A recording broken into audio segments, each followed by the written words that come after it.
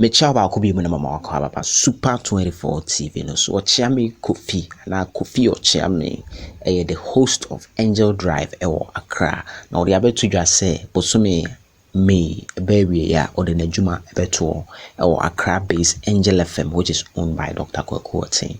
Or say nothing, absolutely nothing will stop him from living. Yes, or the Insemno Etubia or Black Rasta show or no, within your 3 FM so na manfo buza say Kevin Taylor claims are all about Dr. Quophi Ntiana or the emuaye ebae pacho murama chaido yenko na yenkuti un subscribe ya na wa subscribe yenkuti nensem no poti de wo sikano.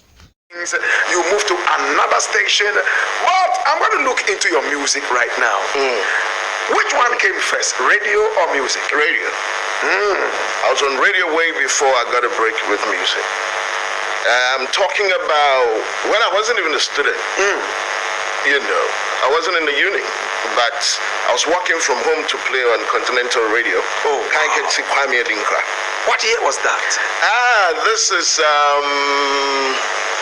This would be, because I got into professional radio in 1997, this would be 95, 96 there about. 95, 96. Yeah. I used to walk from Kensington, my mommy's place, all the way to Tech Campus to play for free. There was a program I used to do on Conti called Top Tracks. Definitely. That was Lord Kenya used to come around that time too. So Kenya too was radio for him before music. But he couldn't just carry the radio, so when he got the break, so that's what happened. So I did Continental Radio, and even my opportunities that came later on Love FM came from Conti. Yeah. Interesting. So you were the one doing Top Tracks on Conti? Yeah. Interesting. So you see, it's a very small world. It's a very small world. And Kwame Edinkra was the programs manager of Continental Radio. I know, Continental Radio. He built the transmitter himself. Oh, remember? Oh, wow. What a man. What a man. Yeah. All right, so you started with Continental Radio. Yes, I did. And then you moved to Love FM straight away? Straight away. Because when Love started, you know, it was huge. It was the next big thing after Capital Radio, English speaking, you know, and my interest was there. But it was one of the music interviews that took me there. Marco Kekumante was sent there to help, you know, structure the radio and everything. Right. So I had access, and they heard me, and they're like, you know what? We think you can do it. So the opportunity just came like that. Wow. And I picked it up and never disappointed. Of course you never did. I was more than ready, Rasta. Because I knew I was going to do this right from the start. Because my cousins, my people will come from UK. All I ever wanted, don't bring me nothing, just record the radio shows and stuff like that and bring it to me. And that's all I wanted to do. And then growing up as a boy, GBC, Tommy and M. Forson, Dusty Wayne was there. The Ever Ready Show, remember that show? Yeah, I do. Yes. I used to listen to that show a lot. That was drive time. And I would listen to them back to back. I ran from school to go listen. I'll put up a high antenna. This is 3 FM. I was a straight road. So straight road to Accra wasn't too far. So if you struggled really good with the antenna, you could catch some signal. Oh wow. So that's what I did. And then I would sit in the mirror and, you know, be a presenter to my own self. Try to, you know, present music. And I would rehearse every day, all day. And everywhere the music was, I would be there. Wow. And in my mind, I was a radio presenter. I would put together my father's systems and just put speakers outside the house and act like, you know, I'm DJing and I'm presenting to people. I have photos and everything of that. I still have it. So you are living your dream right now. This is me. Interesting. This is me. If I don't do this, I'm not doing nothing. Now tell me. It's music. And music. The making of it, the presenting of it, the promoting of it, the everything of it. I mean, at the time that we're listening to you, a lot of us thought that you have just returned from London. Honestly, when we were most even thought it was America too. Oh gosh. Now tell me, not too many Asante people, I mean, young your age at the time, spoke that kind of English without the R and L coming in and all that. Rasta! How did it Leave work my for people you? alone. How did it work for you? Well, I think it was the beginning. I went to Strader International. Strader International was a pretty good school. Had a lot of influences, and then, we got to mingle.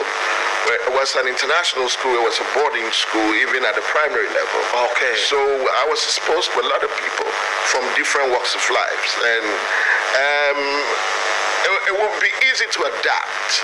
You know these American Jamaican influences? Yes, you hang with yes. them two minutes, and then you're beginning to sound like them. So I let myself go, and that's where I think I picked up this locally acquired foreign accent. Interesting. I picked it up very early. I get that. Yes. I get it now. I mean, you are a master of your art, and even without you being here, we'll repeat it, and you even know it, so you don't need to be told this. Did Love FM pay you good? Do you, looking back, do you think that you were paid well? Man, Rasta, I've always said that, listen, my first car I ever drove, I got it from being a DJ for Pink Panther. It was a club around Stadium. Back in the day, I was called in to manage that. The next car I bought, I was 22 years, it was because of multimedia. Wow. I was working, had no wife, no kids. I was living in my father's house. I was making a lot of money. I had businesses back then, because we used to run stores for signaling and stuff like that. I'll go to Togo, pick up stuff, and so I was pretty much together. Oh, wow. You get my point? Wow. So I bought my car at a very early age. I remember I told my father it was for a friend, because it was going to, do me wild small. I see. So the money was good. Yeah. I remember I bought it for, was it six? Today it would be about 600 Ghana. Okay. But then it was 6 million cedis. Oh. And it was a red Ford, one door. Wow. I remember everything. Ah. A sports car, one door. One I door. paid for it with my money at 22. Interesting. At 22. Yeah. Wow. What school did you go to? Let me walk me through that. This is 3FM. You are living Angel FM on the 31st. 31st of May is my last day. My God, are you going to break their hearts? What's happening? Nothing really. I served my contract. I don't want to continue. Your wife is leaving too? Ask my wife when she comes. I hardly talk for people. So it's not like I'm trying to mar the interview. Yeah. But I rather people speak for themselves. Okay, but has she told you that she would leave? It hasn't come up. Okay. In our bedmatics, in our hallmatics, in the kitchenmatics. What will keep you at Angel? What will keep me there? Caleb, Minisan. What would keep me at Angel? Yeah. At the moment, nothing. Yeah. Nothing. You will go. Yes. Have you also realized that there's something dangerous in Adonko or something? Kevin Taylor says there's something that is dangerous in Adonko and is going to expose the brand. Are you afraid that you... Who said that again? Kevin Taylor says that there's something in Adonko I don't know him. I can speak for him. Oh, you don't know him? You've never heard of so him? whatever he claims, I think you can take it up with him. He will be the best person to tell you that something. I have no idea. I know my boss, the president of the conglomerate. He's an amazing person. He does great stuff. He runs a pretty much huge company. Wow. And he's employing a lot of people. You understand? Are you going to miss Angel? Oh yes. Lessons learned. Where are you going? Lots and lots of lessons learned. Where are you going? I'm like Jesus. When I appear, you see me in the sky. Interesting. Would you have any interest coming to MGM here? Say again. Would you have any interest coming here? What time is it? It's 4 minutes to 2. Exactly the time I don't discuss it. Interesting. Wow. All right.